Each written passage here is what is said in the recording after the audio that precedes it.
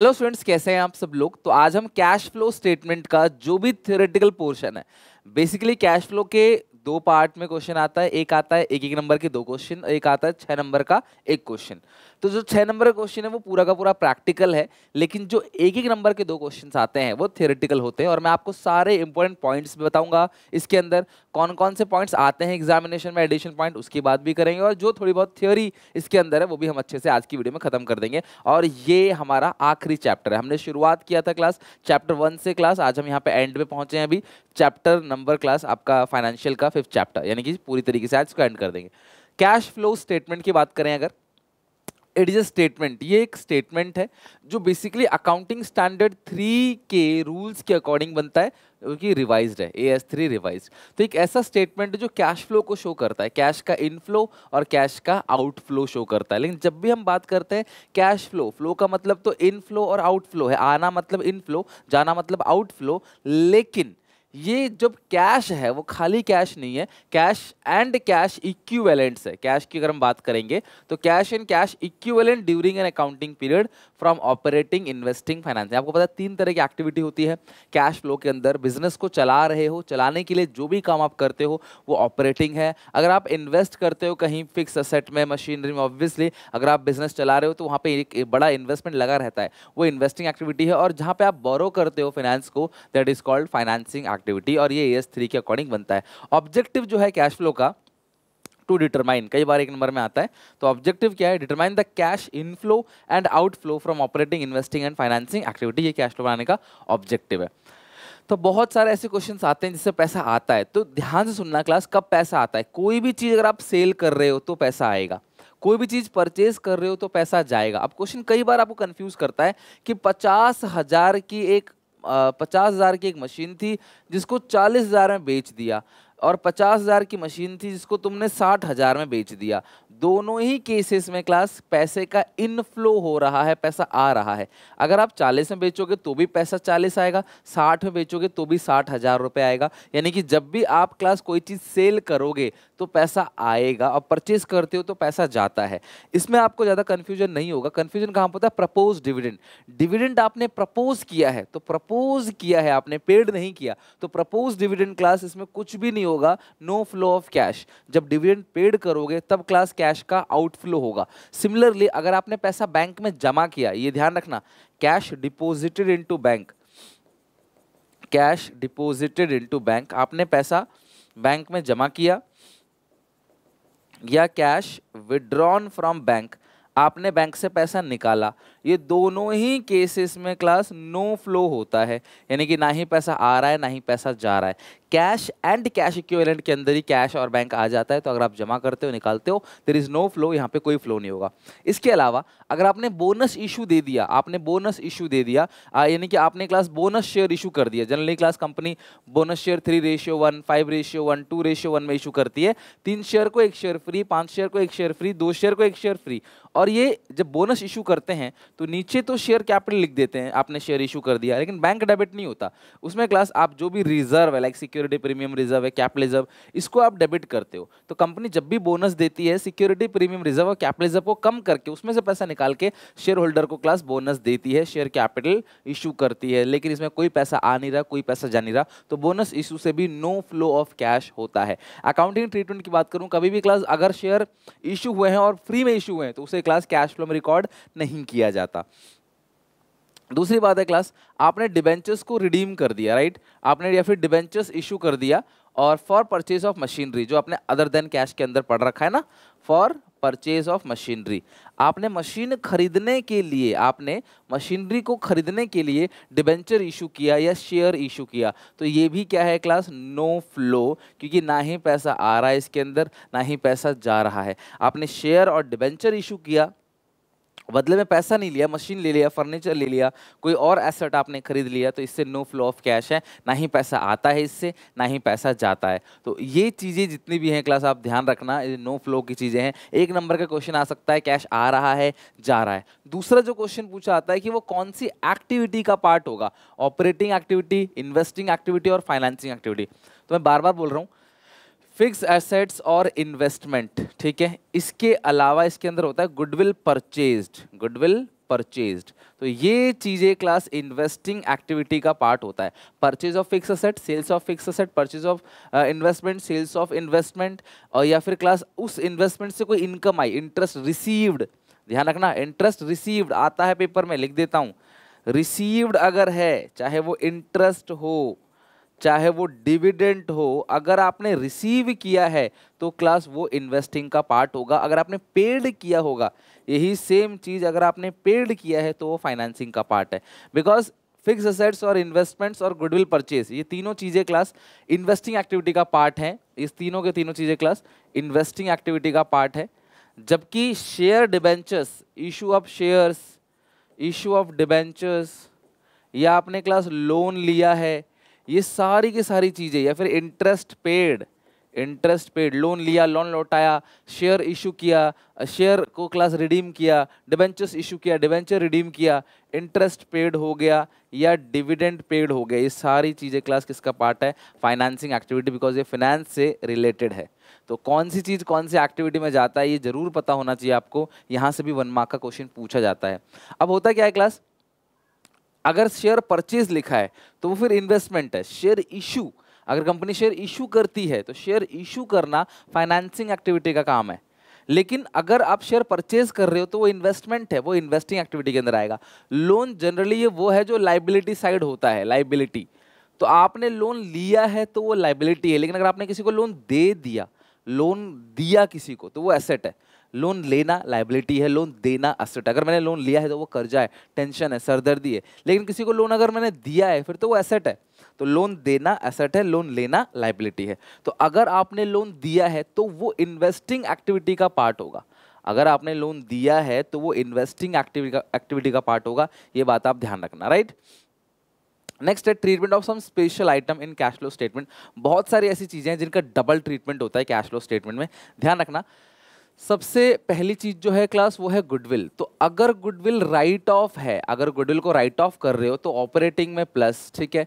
लेकिन अगर आप गुडविल को परचेज करते हो तो पैसा जाएगा इन्वेस्टिंग से माइनस। इसी तरीके से क्लास प्रोविजन फॉर टैक्स है।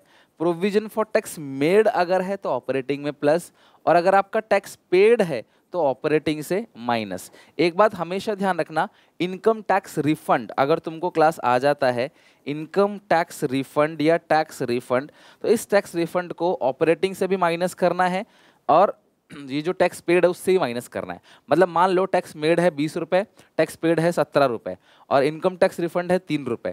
तो इसको 20 मत मानना, इसको 17 मानना, इसको 17 मत मानना, इसको 14 मानना। यानी कि 17 रुपीज़ का मेड है और 14 रुपीज़ का पेड है। यानी कि इनकम टैक्स रिफंड दोनों फिगर को सॉरी कम कर देता है। इनकम टैक्स रिफंड दोनों फिगर को रिड्यूस कर देता है, मेड को भी कम कर देता है और पेड को भी कम कर देता है, ये ध्यान रखना। इसके अलावा क्लास इंटरेस्ट और डिविडेंड, इंटरेस्ट और डिविडेंड अगर आपको रिसीव हुआ है, मिला है इंटरेस्ट और डिविडेंड, तो इन्वेस्टिंग में प्लस होगा क्योंकि वो इन्वेस्टिंग एक्टिविटी का पार्ट है, ऑपरेटिंग में माइनस होगा। अब कई बच्चे बोलते हैं सर ये इन्वेस्टिंग में प्लस होगा, ऑपरेटिंग में माइनस होगा, और क्वेश्चन पूछता है कौन से एक्टिविटी का पार्ट है, तो क्या हम ऑपरेटिंग भी लिख सकते हैं? So answer is no. बेटा ये ऑपरेटिंग में नेट इफेक्ट कैंसिल करने के लिए, प्रॉफिट पे जो क्लास इसका असर गया है उसे कैंसिल करने के लिए करते हैं हम लोग माइनस। आपको एक्टिविटी ये इन्वेस्टिंग ही है, ठीक है। सिमिलरली अगर आपने इंटरेस्ट पेड किया है या आपने डिविडेंड पेड किया है, इंटरेस्ट पेड और डिविडेंड पेड, तो पेड जो है वो फाइनेंसिंग से माइनस होगा और पेड जो है वो क्लास ऑपरेटिंग में प्लस होगा। तो कोई भी इंटरेस्ट हो क्लास डिविडेंड हो वो इस तरीके से निकालना है। इसके अलावा एक होता है इंटरेस्ट ऑन डिबेंचर। अगर शुरू में साल के शुरू में इशू और रिडीम किया है तो इंटरेस्ट लगेगा एंड वाली फिगर पे। अगर आपने एंड में इशू और रिडीम किया है तो इंटरेस्ट लगेगा शुरू वाली फिगर पे। ध्यान रखना 31 मार्च को अगर आपने क्लास इशू किया है तो 1 अप्रैल वाले फिगर पे लगेगा इंटरेस्ट। जब भी कैलकुलेट करोगे 1 अप्रैल को इशू या रिडीम किया है तो 31 मार्च वाले फिगर पे इंटरेस्ट की कैलकुलेशन करोगे जब भी इंटरेस्ट ऑन डिबेंचर निकालोगे। अगर बीच में इशू रिडीम किया है तो टाइम के अकॉर्डिंग क्लास आप इंटरेस्ट को कैलकुलेट कर लेना, ठीक है। तो ये सारी चीजें हैं। बाकी एक एडिशनल पॉइंट में प्रपोज डिविडेंड लिखा रहता है, एडिशनल पॉइंट में प्रपोज डिविडेंड लिखा रहेगा। एडिशनल पॉइंट में ध्यान रखना प्रीवियस ईयर का प्लस होगा ऑपरेटिंग में और प्रीवियस ईयर का माइनस होगा फाइनेंसिंग एक्टिविटी के अंदर। ये है क्लास आपका क्या प्रपोज डिविडेंड। प्रीवियस ईयर का ऑपरेटिंग में प्लस है और प्रीवियस ईयर का फाइनेंसिंग से क्या है क्लास, माइनस है।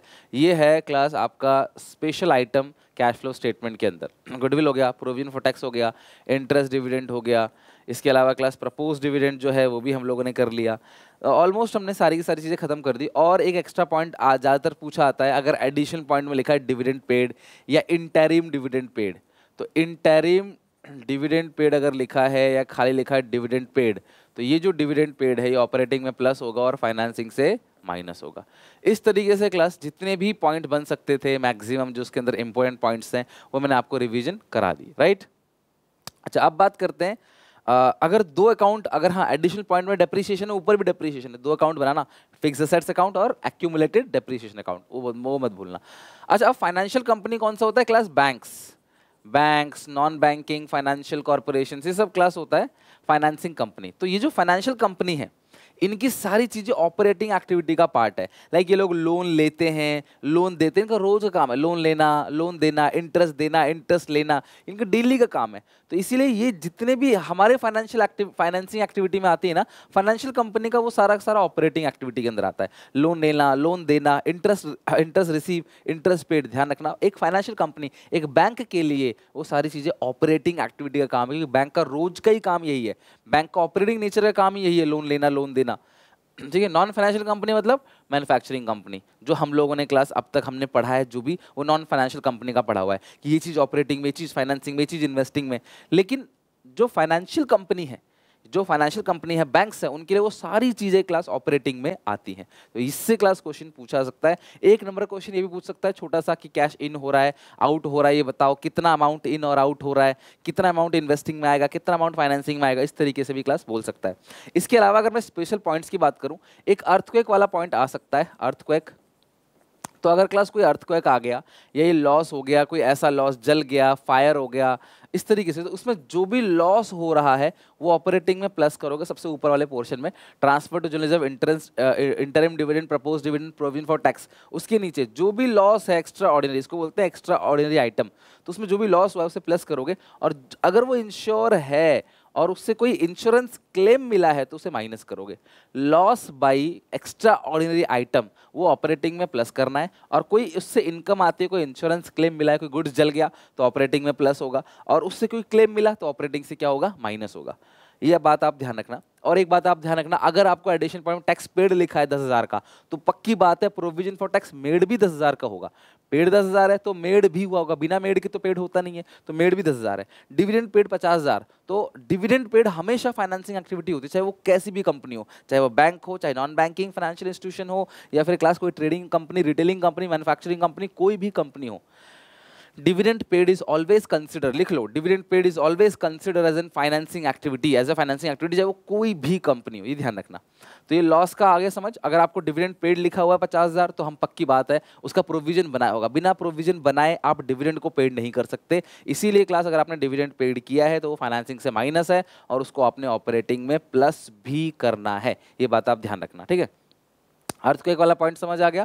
अच्छा, इसके बाद कौन सा पॉइंट है क्लास, सिक्योरिटी प्रीमियम रिजर्व। तो सिक्योरिटी प्रीमियम रिजर्व अगर आपको एडिशनल पॉइंट में दे रखा है तो आप उसका दो ट्रीटमेंट करोगे, ऑपरेटिंग में क्लास माइनस करोगे और फाइनेंसिंग में प्लस करोगे, ध्यान रखना, ठीक है। सिक्योरिटी प्रीमियम रिजर्व अगर एडिशनल पॉइंट में दे रखा है तो फाइनेंसिंग में प्लस होगा, ऑपरेटिंग से माइनस होगा।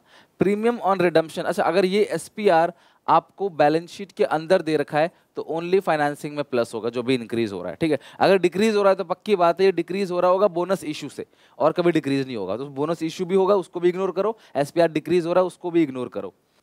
Premium on redemption, premium on redemption, और हाँ इक्विटी शेयर्स को अगर डिविडेंड चला गया तो प्रेफरेंस को भी गया ही होगा, ये मानना पड़ेगा। और अगर 9% डिबेंचर्स है, उसका ओपनिंग क्लोजिंग इंटरेस्ट के बारे में कुछ लिखा नहीं तो हमेशा ओपनिंग पे निकाल देना, कुछ भी लिखा नहीं है तो डिविडेंड डिबेंचर्स को अपने आप इंटरेस्ट देना पड़ेगा, शेयर होल्डर्स को डिविडेंड मत दे देना, सिर्फ डिबेंचर होल्डर्स को इंटरेस्ट देना है। Premium on redemption of debentures, अगर premium on redemption of debentures तुमको दे रखा है, अगर क्लास दे रखा है, जनरली क्लास ये बैलेंस शीट के अंदर ही मिलेगा, अगर बैलेंस शीट के अंदर है तो प्रीमियम रिडम्पशन ऑफ डिबेंचर, या हाँ एडिशनल पॉइंट में मिलता है, क्लास लिखा रहता है एडिशनल पॉइंट में, नीचे लिखा रहता है रिडीम किया इतने प्रीमियम पे, तो इसका दो ट्रीटमेंट होगा। सबसे पहला फाइनेंसिंग से माइनस, ये पैसा चला गया और इसका नेट इफेक्ट ऑपरेटिंग में प्लस। तो ये सारी चीजें, इसके अलावा एडिशनल पॉइंट में एक इंटरेस्ट का पॉइंट होगा, एक टैक्स का पॉइंट होगा, प्रपोज डिविडेंड तुमको दे रखा होगा, प्रीवियस ईयर का प्लस करना है ऑपरेटिंग में, प्रीवियस ईयर का माइनस करना है। हद से हद तुम्हें क्वेश्चन, एक क्लास क्वेश्चन दे देगा इसमें फिक्स असेट अकाउंट और एक्यूमुलेटेड डेप्रिसिएशन अकाउंट बनाना होगा, तो आपने क्लास वो दोनों अकाउंट बनाना है। मेरी बात ध्यान सुनो, please note down, cash flow का क्वेश्चन ढंग से पढ़ना नीचे है, तुमको बोला क्या है। अगर ऑपरेटिंग बोला है तो इन्वेस्टिंग फाइनेंसिंग मत बनाना, अगर आपको फाइनेंसिंग बोला है तो ऑपरेटिंग इन्वेस्टिंग मत बनाना, इन्वेस्टिंग बोला है तो फाइनेंसिंग ऑपरेटिंग कुछ भी मत बनाना जो नहीं बोला है, जो बोला है बस आपने वही वही बनाना है। Importance of cash flow statement, theory पूछ सकता है कैश फ्लो का क्या इंपोर्टेंस है, तो ये हेल्प करता है एसर्टेन कैश फ्लो, किस एक्टिविटी से, ऑपरेटिंग इन्वेस्टिंग फाइनेंसिंग से कितना कैश फ्लो हो रहा है। मैनेजमेंट प्लानिंग, प्लानिंग करने में अगर हम अपनी कैश फ्लो पोजीशन को जान जाएं तो नियर फ्यूचर हमें जो भी प्लानिंग करनी है उसमें हमारी मदद करता है। It helps in maintenance of liquidity, cash flow हमारी मदद करता है क्लास लिक्विडिटी को मेंटेन रखने में, कि हाँ हम ऑपरेशन कर रहे हैं, हमारे पास पैसा भी होना चाहिए ताकि हम कमिटमेंट कर सके, पूरी अपनी क्रेडिटर्स को पेमेंट कर सके, वर्कर्स को सैलरी वगैरह दे सकें, सारी कैश परचेस कर सके, इसके लिए हमारे पास पैसा होना चाहिए। और ये सॉल्वेंसी भी डिटरमाइन करता है, अगर कैश फ्लो पोजीशन अच्छा है तो लॉन्ग टर्म बिजनेस सॉल्वेंट रहेगा, इंसॉल्वेंट नहीं होगा। कैश मैनेजमेंट में ये हेल्प करता है, कंपैरिजन करने में हेल्प करता है, और investment and dividend decisions are also taken. आपने पढ़ा होगा बिजनेस स्टडीज के अंदर इन्वेस्टमेंट डिसीजन, फाइनेंसिंग डिसीजन, उसके ऊपर सबसे पहला पॉइंट फैक्टर अफेक्टिंग में लिखा रहता है cash flow of the position, cash flow position. तो यही है क्लास, कैश फ्लो स्टेटमेंट बनाने से हमको ये पता चलता है कि हमें डिविडेंड कितना देना है क्लास, हमें किस जगह कितना इन्वेस्ट करना है, हमें शेयर से पैसा लेना है या डिबेंचर से पैसा लेना है, ये सारी चीज़ें भी क्लास कैश फ्लो स्टेटमेंट से ही पता चलती हैं। तो ये था class importance of cash flow statement, और यहाँ पे क्लास ये चैप्टर पूरा खत्म। उम्मीद है आपको चैप्टर पूरा समझ आया होगा अच्छे से, और इसका जो नोट है मैंने एक एक करके हर एक चैप्टर का जो थियोरेटिकल पीडीएफ है वो मैंने क्लास एसपीसीसी ऐप पे फ्री स्टडी मटेरियल के अंदर अकाउंट्स थ्योरी करके एक फोल्डर है उसके अंदर डाल दिया है। आई होप क्लास आप जाके चेक करोगे, और अगर आपको अच्छा लगा ये पूरा का पूरा सीरीज जहाँ पे मैंने कंप्लीट हर एक चैप्टर का क्लास आपको रिवीजन कराया, सिर्फ थ्योरी ही नहीं, हर एक इसके अंदर इंपॉर्टेंट बातें जो थी मैंने वो भी डिस्कस किया जो तुम्हें याद रहे, और बहुत सारी चीज़ें ऑन द वे हैं क्लास। चैनल को सब्सक्राइब कर लो, वीडियो को शेयर करो अपने सारे दोस्तों में। क्लास में तुम्हारा पूरा रिवीजन A to Z हर एक सब्जेक्ट का करा दूंगा, इसकी मेरी गारंटी है। टिल एग्जामिनेशन, फिर CUT की प्रिपरेशन तुम्हारा अच्छे से सब कुछ हो जाएगा। बस भरोसा रखो, मेहनत करते जाओ क्लास, अपने पेरेंट्स को प्राउड फील कराओ। मिलते हैं नेक्स्ट क्लास में, take care, bye bye. Video को लाइक और चैनल को सब्सक्राइब करके जरूर जाना।